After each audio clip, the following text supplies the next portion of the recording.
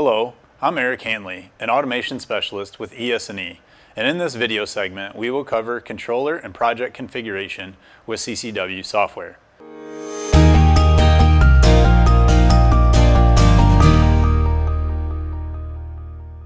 CCW differs in project configuration compared to Logix software due to its simplified project organizer.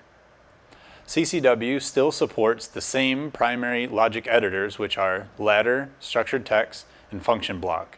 Also, the help manual still uses the F1 hotkey, which comes in helpful for instruction syntax and use. One notable thing about CCW software is the order in which your programs are executed. Logix software allows you to code when a routine is called, but in CCW, if you have multiple programs, it will execute them sequentially based on how they are listed in the project organizer. In our project, the main program will execute first before auto mode.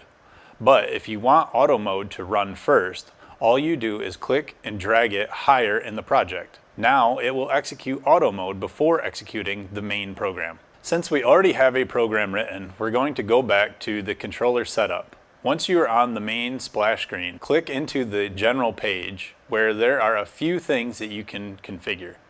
One major item is the download source code checkbox.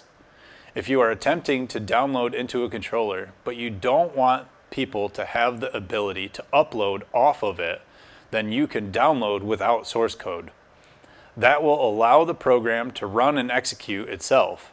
But if someone comes behind you later on and they attempt to upload, they won't actually get the full source code. The next page we will go through is Ethernet, and this is where you configure your IP address.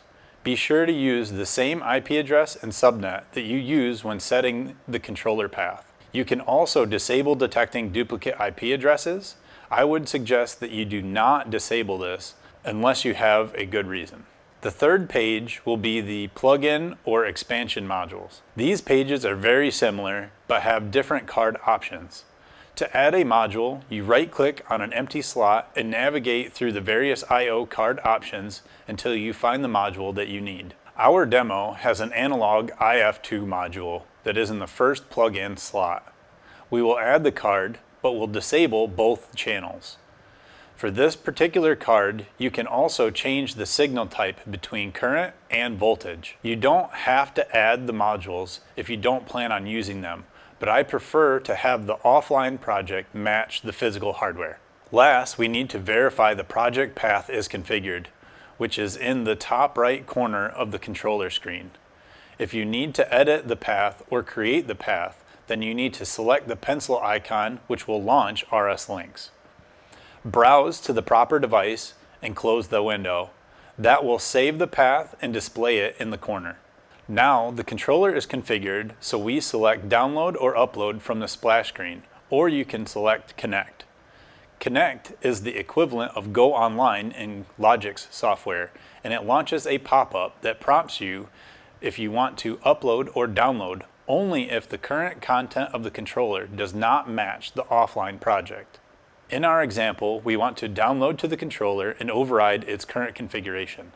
The next prompt is if you want to download to the controller itself or download with project values. If this is the first time that you've downloaded to the controller, I would recommend that you download with project values. But since this is not, we will just select download. Once you hit download, we will wait and watch our error list as well as our output tab. As it completes, we will go online and the bottom will turn orange and the true logical conditions will turn red. Thanks for watching, and if you have any questions, please contact your local ES&E account manager or automation specialist.